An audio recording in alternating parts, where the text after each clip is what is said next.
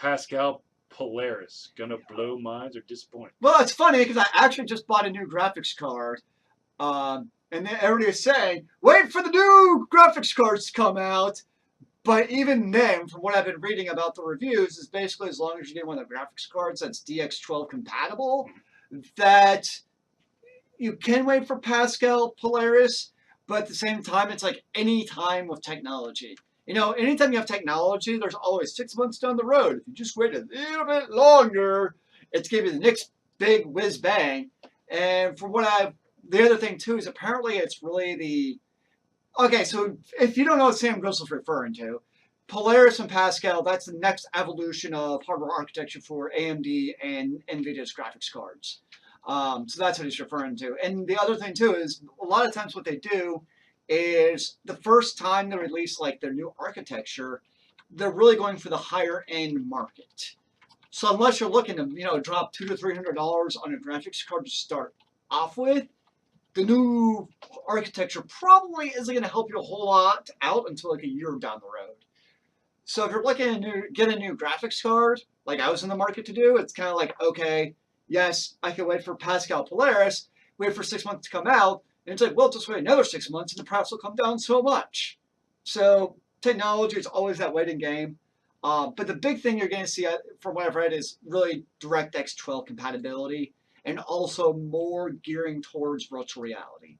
Because, you got right now basically the two top cards, the GTX 970 and the R9 370, 290. I get the stupid numbers mixed up.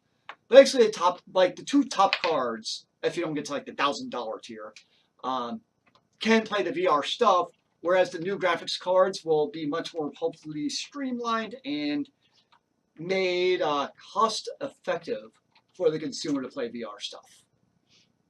So that's my technology rant for the night. So I'm excited because the other hope for it too, though, with the new graphics cards coming out, is it's going to drive down the price point of, take for instance, the Oculus. Mm-hmm. Right now, one of the big issues is you basically need $300 graphics cards for the bottom qualification to even look at the Oculus Rift. Whereas, when you start going with the new graphics cards, it's going to drive that price point down to where down the road, your regular Joe can now afford to play VR games. Of course, you have to buy the actual VR helmet on top of that, but at least to have a computer that is even capable of playing your VR games, it'll help drive the price down. Speaking of VR games, IBM and the yeah, so for me, $350. So if you're looking to buy the new graphics cards, look to drop $300 to $400 off the bat. Eventually, it'll get down to the regular graphics cards, but trickle down economics. Thank you, Ronald Reagan. Not the same thing. So speaking of VR, they did, the IBM and the Japanese testers have basically come out with a couple of videos. One is of individuals moving around in the test environment, in the equipment, and then the other one is an actually in-game view of Sword Art Online, which of course has gotten a lot of people excited, yes, or depressed, depending on. And of course, this is a VR MMO, virtual reality MMO. Now, of course, after doing all this testing, we were basically everyone in the world has now gotten the Final Fantasy VII on the PlayStation 3 treatment. Yes. It was just a tech demo. We don't know if it'll actually do anything past this point. But if they want to print money, just come out with it. I'm just saying. Well, right. I mean, they would be printing money. Like they could just sit back and start lighting $100 bills on fire and whatever. But the problem is that rig is freaking impressive, but it's probably expensive as hell. Because we're talking about you of course you have the VR helmet. You have basically an apparatus that surrounds you, like I don't know if it was a hex or a circle, where you're moving around, and that interaction on the ground, I couldn't tell if it was actually like a treadmill type of ground or what, or if it was just by foot touch. But you got that, and then you also, there's no controls. Within this, I guess, sensor area, it also interprets your hand motions. So it's Minority Report. Yeah, basically Minority Report, but in a small confined area.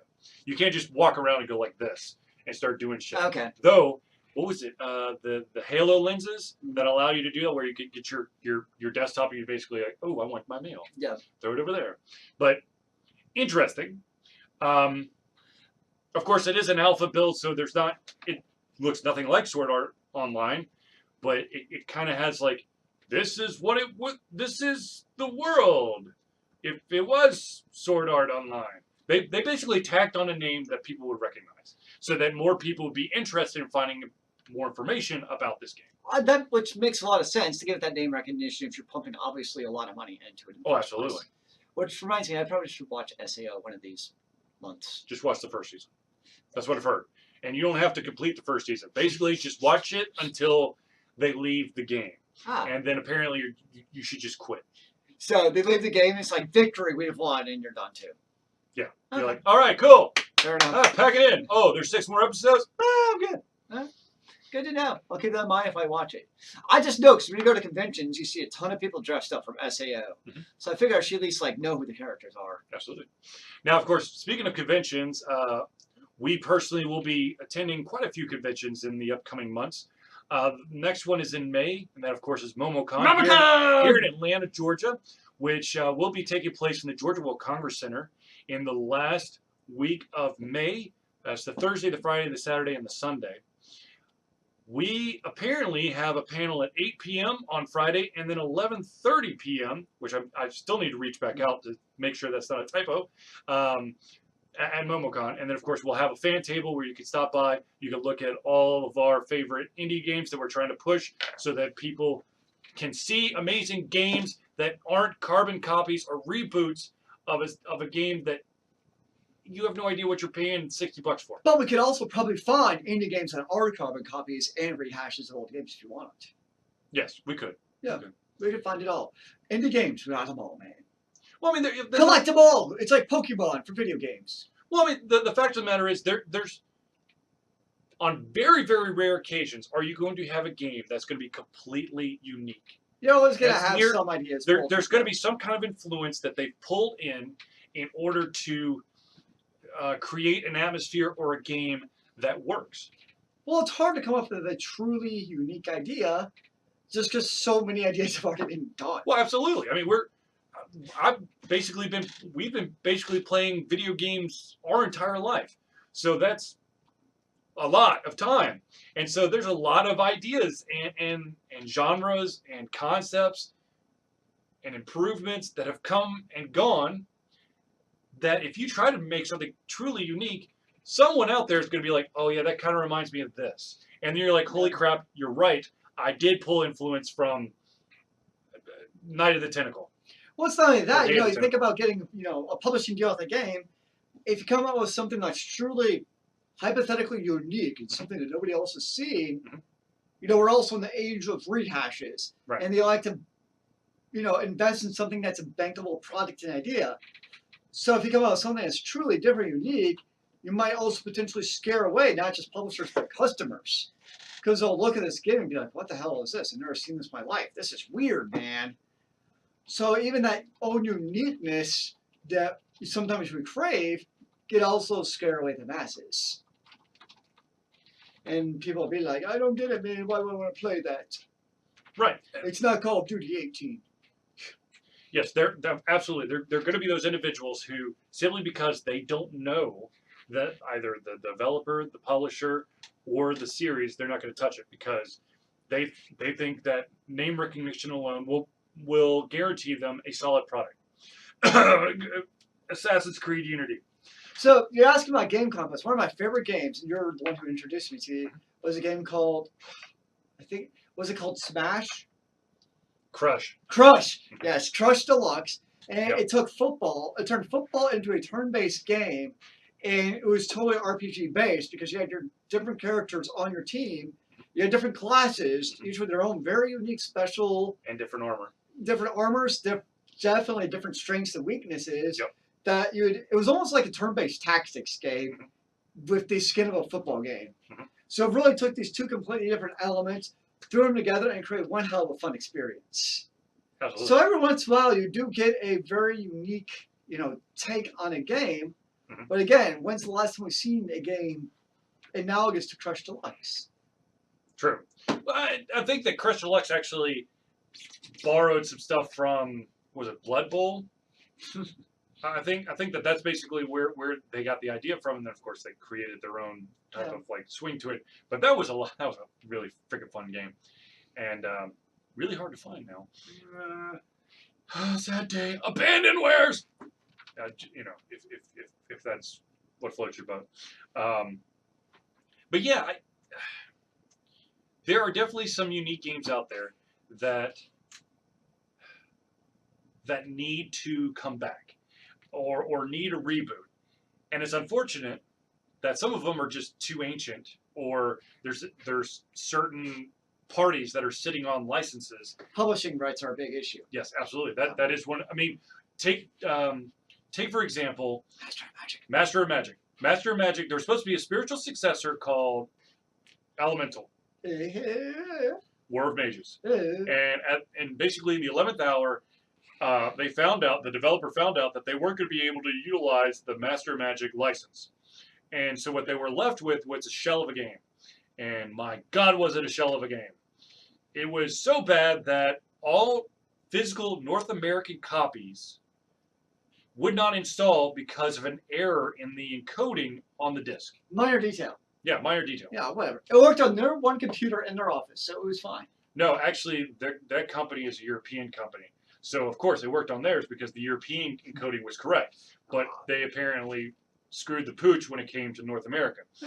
So, of course, you had Stardock scrambling to give you all these free games, and you have to digitally download it through their version of Steam, which was just absolute crap.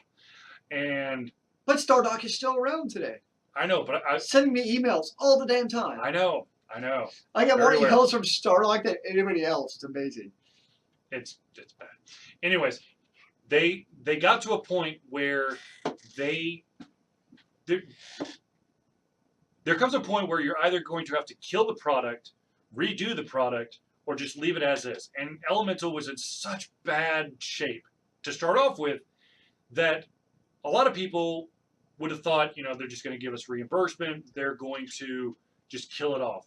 Turns out that they grabbed one of the top modders of Civ 5 and basically said, here's a bunch of money, create a storyline, basically utilize our tools to make our game look cool. Mm-hmm. And he did it. And I believe it was like Frozen Princess or Enchanted Frozen Queen or something along those lines. Some stereotypical queen type. Yeah. And of course, they went with that. And personally, I have never played it because I just don't have any time to go back. But I was... But you did get a free copy of it, though, didn't you? Yeah, I did. You still have the box for it, don't you, Sam? Yes, I do. Yeah, there it is. I see it. Yeah, it's the collector's edition. Yeah, it's a big-ass box. Yeah, I know. Collector's edition. Yay! Well, we grow up on Master of Magic, and now it's like one of the defining games of your youth for how many years? Mm-hmm. And then they come out with the successor for it. We're super excited. Mm-hmm. And yeah, no, didn't go anywhere. It was sad.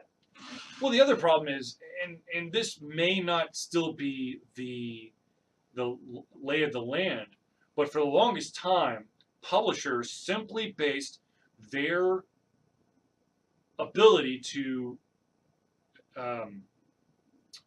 authorize sequels on their Metacritic score, which of course is a terrible idea. Terrible. There's several issues with this. First of all, I don't know if this is the same way that it was in the past, but basically, here's the breakdown.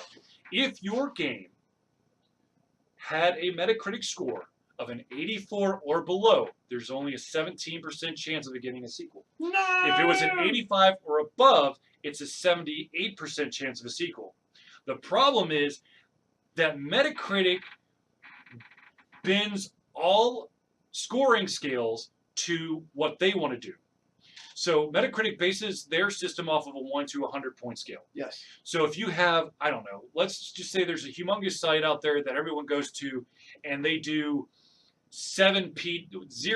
1 to 7 pizzas. Ooh, I like that idea. Which I don't know how it's going to break up, but anyways.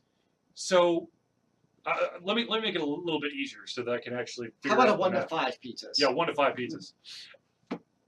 So let's say that you give a 3 out of 5 on a game, which basically is middle of the road. Yeah. When It's a you good game, but it's not terrible. Right. It's not something that you would run out and buy on as soon as it gets launched, but it's definitely a game that you should check out. Perhaps it's in the genre you like. And it's definitely a solid game. Mhm. But what happens is Metacritic, of course, applies their rationale to it, so that 3 out of 5 becomes a 60 out of 100, which of course means if there's enough of those, first of all, it's going to drag down the score. Second of all, if there's enough of those weird conversions, that game's never going to see the light of day, which is unfortunate because there are some amazing games out there that just went. Well, even a 4 out of 5 pizzas. Right, I mean, a 4 out of it's 5 still is still under pretty solid. You know, you think about like your Amazon ratings. Absolutely. If you think a movie you like this is good stuff, you're Yep. going to give it a 4 out of 5. Yep. And an 80 sounds much worse than a 4 out of 5. That, and it's also below the 85 score, which then drops the chances of it being a sequel. Yeah. Sam Grizzle, only sequels I care about are Elder Scrolls 6, Battlefield 5, Crusader Kings 3, Life is on hold until Elder Scrolls 6. I've never played Crusader Kings, but it's a game I should probably check out. I've heard great things about it. It seems like it's right up my alley. I will probably get the next Elder Scrolls, and I'll probably get lost in it. Here's my issue with Elder Scrolls and Fallout 4. It's not really an issue, and it is. My problem is I'm the type of individual, if you put in a sandbox world, I get distracted by shiny things. That's not an issue. That's a good thing. That's what's supposed to happen. Well, right, but at the same time, let's say that I could get so far removed from the main storyline that I have no idea what the hell I'm supposed to be doing. Or it could be a simple quest that I'm on. Okay. But I have to go by like these towers or dungeons or buildings or bunkers or something. And there's a door that I can open. And I see there's a door that can be opened. And it opens up a whole new area. I'm going to go do that. Well, And then I'm going to kind of remember, what was I supposed to be doing? my problem is I have about 5 hours into a open sandbox game, and I have 17 quests at 6 different locations with too many doors to open. And I'm like, I don't know what the hell to do. I don't care. Just start opening doors.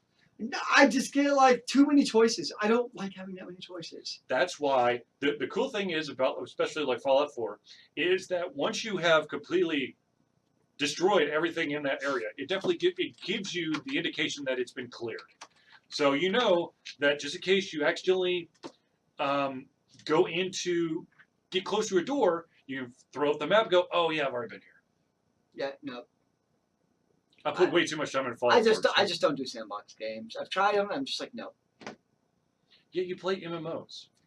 I didn't say there was any logic to it. Okay, I'm just telling you how it is.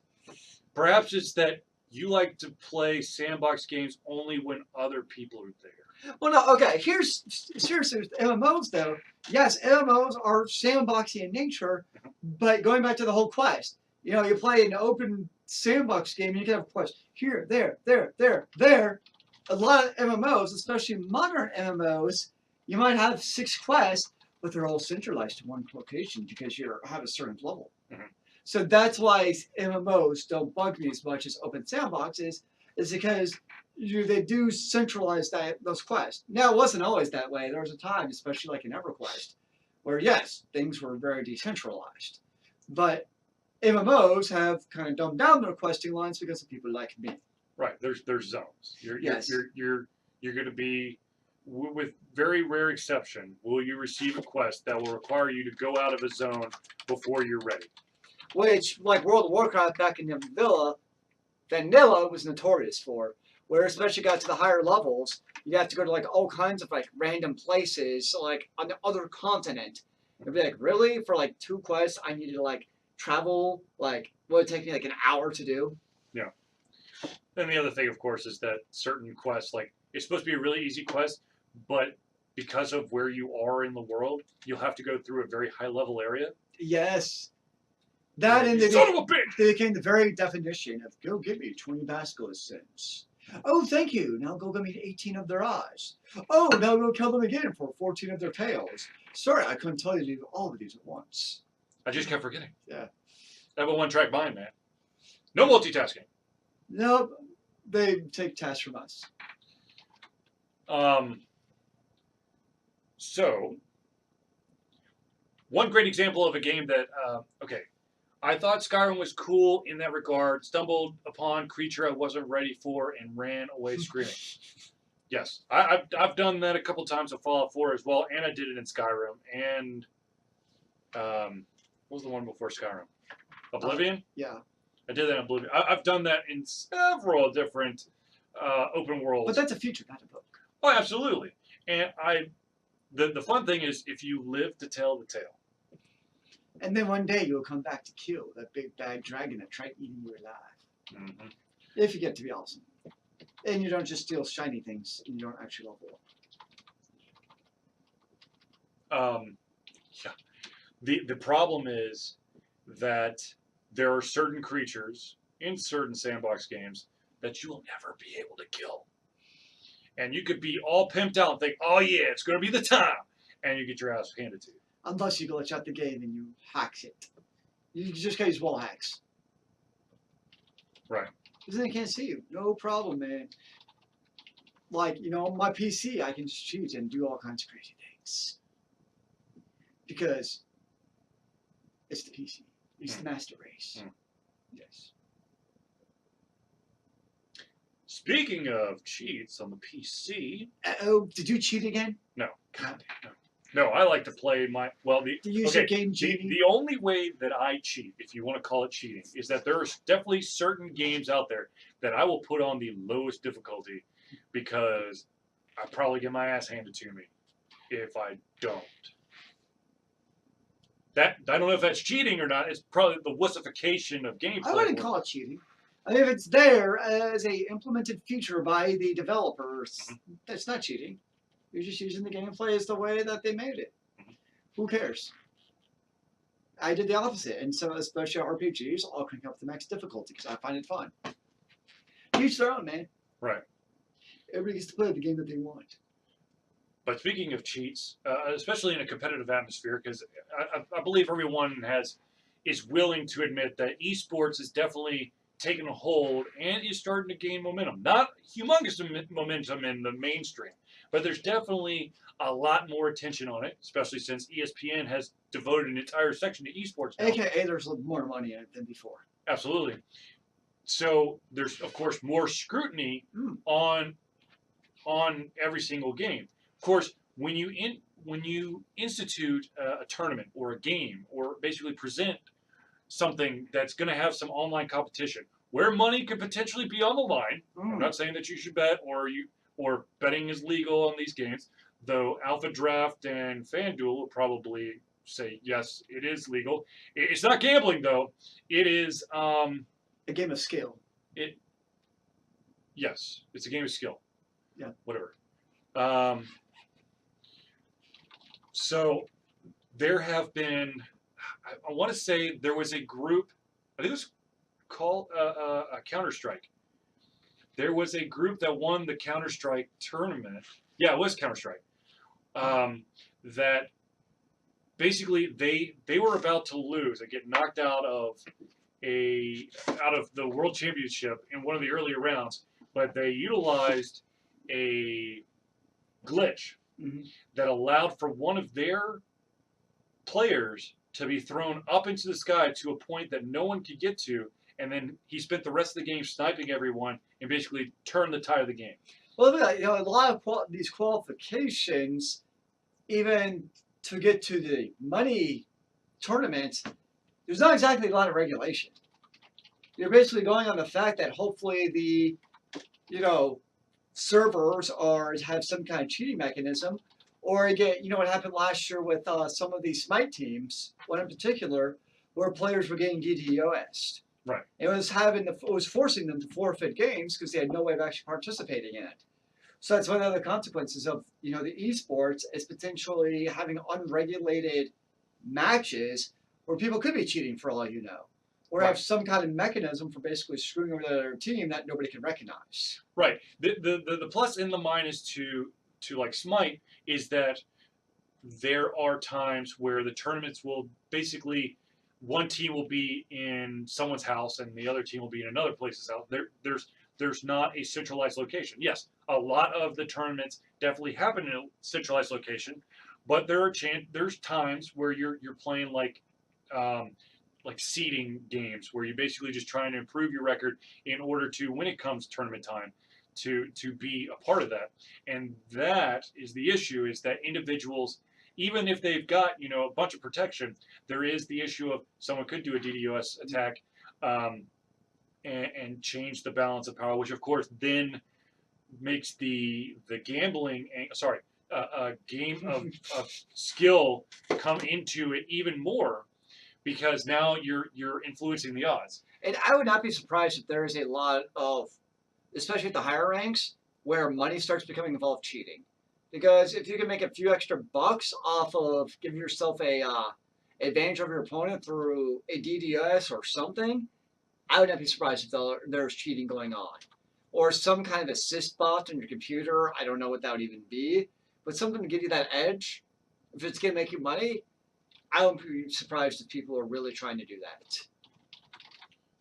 Right. Well, I mean, there's one of the best players for Counter-Strike has on. Of course, this is always rumored. It's never been substantiated. That he's utilizing an enhancement that allows for, it's like just percentage degrees of more accuracy. Yep, but that adds up, especially over time. Play over months and weeks, and that's all going to add up and eventually make a difference at some point. You got your PC, and you can do whatever you want on your computers to install additional applications and stuff. Who knows? So I was going to type this out, but I'm just going to say it. Sam Grizzle says EA's Madden Football hasn't been on PC since 2008. Time to give up the dream. So I think one of the main reasons why you haven't seen EA put their sports games out on the PC is I don't think that's the marketplace anymore. I think the console is definitely the marketplace for sports games, unless of course you're playing Soccer Manager 2016. Yeah, like those fast games, they're geared for the controller. Right. Just plain simple. The other thing is that with consoles up to this point, and now of course this is starting to change because Microsoft and Sony have finally said, yeah, we could do cross-platform multiplayer. Why not? The crazy logic behind EA, especially when it comes to sports games, is that their rationale behind when their servers are active and when they decommission them. Yep. And that, of course, is every 2 years EA turns off the server. So if it's 2012, that means 2014 no longer has online play, and that's more easily regulated on the console. The funny thing is, and I know that a lot of people probably sort of maybe remember this, is that Madden competition was actually heavily played up on ESPN and other sports networks. Yep, I do remember that. And now it's gone, and it's been replaced by all these different like MOBAs, which you would think, well, but Madden is football. People understand football. But I think. But the only thing they really did with like even the Madden on ESPN was like the athlete stuff. You can watch your favorite sports athlete play some Madden for a half hour. No. They had professional Madden players that were going at it, and they were just standing like in the middle of Times Square with the controller screaming at each other. But I think one of the problems with that is that it was just one person against another. People, even if people don't truly understand what's happening in a MOBA, you have a team element. I can see that. Where it's just like regular football or basketball or baseball or any team sport, where everything has to be clicking, and I think that's more appealing to people. Personally, I would rather watch a MOBA that I've never heard of before than watch someone play Madden. Oh, of course you would. You would never watch anything Madden. That's well. You're a little bit biased. Let's No, be no, no. fair. Okay. So yes, have I been blackballed by EA in the past? Absolutely. Have you blackballed EA in the past? Absolutely. That's besides the point. I mean, I played NCAA football, EA NCAA football with my friends. We played an online league for 2 years. But would I want to like sit back and relax and watch my buddies play against one another? Hell no. I got better things to do. That sounds like fun to me. No. I'd much rather see a MOBA. But to be honest with you, I'm not all about watching it through Twitch. If I'm going to be watching a competition of a MOBA, Smite, League of Legends, Dota, whatever, I would want to be there live in the arena so that I can be caught up in all of the excitement, all of the drama. Well, yeah, the crowd energy, definitely. It's like going to a live sports event. Right. And like a live hockey game is a much different experience than sitting in your own home. Well, absolutely. And hockey is definitely one of the sports where watching in person makes all the world of difference. Well, it's just. Well, I think that's one of the other issues with me when it comes to watching someone play a sports game, is that why don't I just go to an actual sports game? Well, because it's a hell of a lot cheaper. I can sit here. I can drink all my beer I want with paying $6 for a beer. I don't have to worry about the guy behind me spilling his beer on me. Because that's It only happened once, okay? Jeez. Dude, it traumatized me for life. I'm sorry. I haven't been the same since. It's terrible. It's terrible. You don't have to deal with traffic or MARTA. There's a lot of conveniences to just watch from the comfort of my own home. I know. I sound like a miserable person. If you had, if someone were to gift you amazing season tickets to UGA football, you're telling me that I would go. Okay, there you Yes. go. There you go. But, well, then there's the money issue too, be able to afford those tickets in the first place. Let's say someone gifted them to you. Yes, that would be different. Yes, absolutely.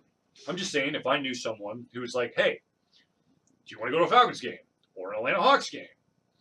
Here's your tickets. I would much rather go, yeah, than watch the game on the TV or watch someone play the game. Okay, but even then, here's a big difference between it. So, like, we're talking about, say, football. I'm not really in a place where I can afford to go watch a live football game because, you know, it's expensive and whatever, all that stuff, right? Again, you're right. If somebody was like, hey, come for free with me, I would go. I'd be like, hell yeah. Now, turn this around on esports. The cost of attending esports as a spectator, you know, like the Cobb Energy Center, how much was it for the weekend tickets for Smite? 100. Was it $100 for even the regular tickets? Mm-hmm. Really? I thought that was less than that. If you utilize the special code I gave you, it would have been 50. Oh, there you go. I just think it's ticket. So if, let's say $50 for a weekend versus potentially more than that for just one 3-hour game at the Falcons. Right. So from a price proposition, maybe esports are also a little bit more affordable to the public. Right. Maybe. I don't know. Just throwing it out there. Yeah. The funny thing is, so now that we've seen this esports evolution where it's starting to gain more traction, Turner has created its own channel. I don't know if it's just an internet-only channel or if they're actually going to be broadcasting it, but they have bought into Call of Duty.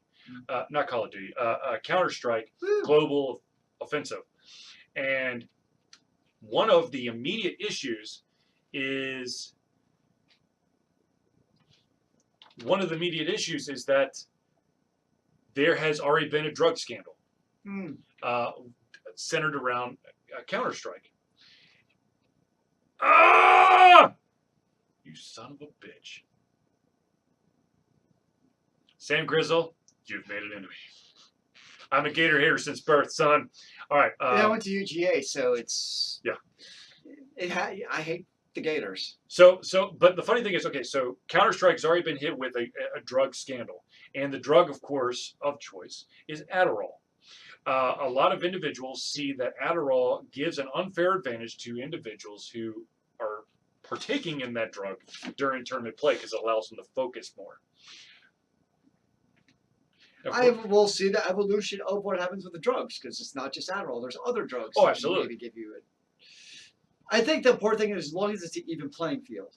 Either they're all allowed to take Adderall or they're not all allowed to take Adderall. You know, it's what's the level playing field so everybody's in the same field.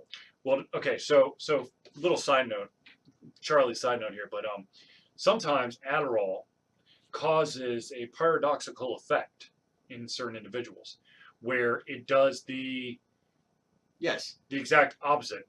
And I have that paradoxical effect when it comes to Adderall. Adderall actually puts me to sleep. So for that, trying to, maybe there's another like drug cocktail, but then you get a little bit gray because you're like, well, it's kind of like Adderall. It gives me the same effect, but it's not Adderall. Well, it's different drugs affect people in different ways. It's a speedball. So, but then what may be a concentrating drug for you, but then is allowed, but it has the same effect of Adderall on other people, but has that effect on you. Right. Is the problem you run into then when you start regulating drugs. Because now you could be concentrated by this perfectly legal drug, like person A could be on Adderall, but they can't take Adderall, whereas you can take your own special drug. Right. Yes. Yeah. That's true. That is one of the issues, because there are individuals out there who literally have to be on certain medication if you have the prescription. in order to function. But like actually ADHD diagnosed is different than just being ADD, man. Right. At the same time, though, where do you draw the line? Because even if you have like severe ADHD, utilizing that drug to allow you to concentrate to improve your performance could be seen as, basically, what are you doing? No, for certain people, having caffeine in their system helps them concentrate much more. How is that different than Adderall? I'm serious. True. I mean, people need the caffeine of their special drug of choice, and without that caffeine, they will like fall out of their chair and not being able to operate. Right. We've seen those people. Absolutely. Right.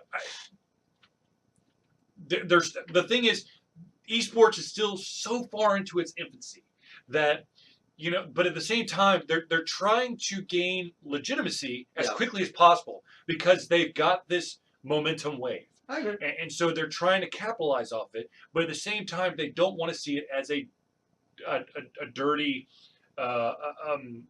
organization. Mm-hmm.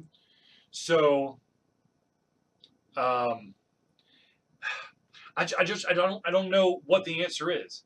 And I think it'll change as time goes on too. Right. What the expectations are and what's allowed, what's legal, what not. Right, absolutely. There's going to be an evolution, but you have to have a baseline. You have to have a starting point. So, do you try to go straight after Adderall immediately? Do you go after?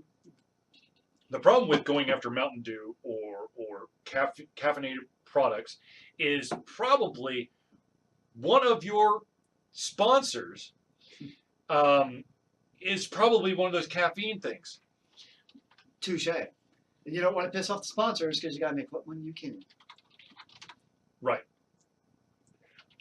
Speaking of which, if everyone in the audience can just ping Mountain Dew or Pepsi for us and make them very aware that I only drink Mountain Dew and they should definitely, maybe sponsor us. That would be awesome. Indeed. But sadly, it's about that time, yo. Indeed it is. Ladies and gentlemen, we are within 2 minutes of the end of our show. I apologize for anyone who is looking to have a further conversation. But of course, you can always have it in your head. You can always catch us on any of these social platforms. We, of course, have our website. www.altconfusion.com. You can check us out on Facebook. At AltConfusion. You can check us out on Twitter. At AltConfusio without an N because the world may come to an end with the N. And also, when we first created that profile, there was a character limit on the name, and so Alt Confusion was actually too long. Thank you, Sam Grizzle. Tell all your friends. Of course. I believe that Chip Barber. Wait, Chip Barber! Oh my gosh! The world's coming to an end. I don't understand. Well, I guess it. So, anyways, now I can't curse anymore. I have to be all straight. So, okay, real quick, our YouTube channel is Alt Confusion LLC. And then, of course, if you're watching this on YouTube, our Twitch channel is. Uh-oh. Our Twitch channel is twitch.tv/AltConfusion. So, Ginger Taz. So, what games do you have planned for your website? So, we are an independent video game news and review website. So, we have a ton of games that are always in the wings that we're trying to review. We want to put as big a spotlight as possible on the independent developers or individuals in the independent industry. So, we've got an independent author named Louis Plesser III that you need to check out all his books. We've got Murders and Acquisitions, which is a phenomenal pencil and paper RPG, which Kickstarter is going to start in May 10th. May 10th. But of course, we're from Atlanta, Georgia, so we will be definitely trying to promote the Georgia Game Developer Association, which if you are in the area of Georgia, definitely go to gdda.org. Or if you want to give if you're a budding developer, if you want to find out stuff about the development industry, you can always go to IGDA, that's International Game Developer Association.org, IGDA.org, and you can find out all the information there. Atlanta has a chapter for the IGDA, which I am a full-fledged member of. So, all you lovely ladies and gentlemen in the audience, thank you for tuning into our feed. I hope that you enjoy what you see. Our normal show is on Thursday nights at 8 p.m., but we had to make an exception for this week because we had other obligations that we had to make priority. However, one more thing, is your company looking for staff members? Don't forget StarQuest Tales at Perimeter Mall, April 9th at the Microsoft store. Yeah. Seriously, if you're in Atlanta, you need to check out StarQuest Tales.